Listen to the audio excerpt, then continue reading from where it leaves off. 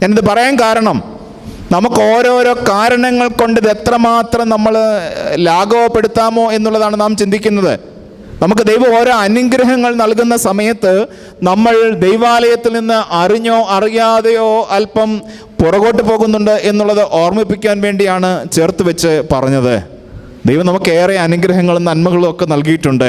അവിടെ ദൈവാലയത്തോട് ചേർന്ന് നിന്നുകൊണ്ട് ദൈവാലയത്തോട് കൂടുതൽ അടുത്ത് നിൽക്കുന്നതിന് നമുക്ക് കഴിയുന്നുണ്ടോ എന്നുള്ളത് ശാന്തമായിട്ട് നാം ചിന്തിക്കേണ്ട ഒരു പ്രധാനപ്പെട്ടതായ കാര്യമാണ്. അവിടെയും നാം ഓർക്കേണ്ടതുണ്ട്, ദൈവാലയത്തിൽ ദൈവ സാന്നിധ്യബോധം എല്ലായ്പ്പോഴും നമുക്കുണ്ടാകണം.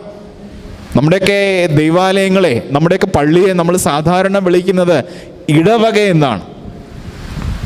ദൈവത്തിൻ്റെ ഇടവും ദൈവത്തിൻ്റെ വകയുമായതുകൊണ്ടാണ് അതങ്ങനെ തന്നെ പിതാക്കന്മാർ ആ പദം തന്നെ ഉപയോഗിച്ചിരിക്കുന്നത്. ദൈവത്തിൻ്റെ ഇടമാണെന്നുള്ളതായ നല്ല ബോധ്യം നമുക്കുണ്ട്.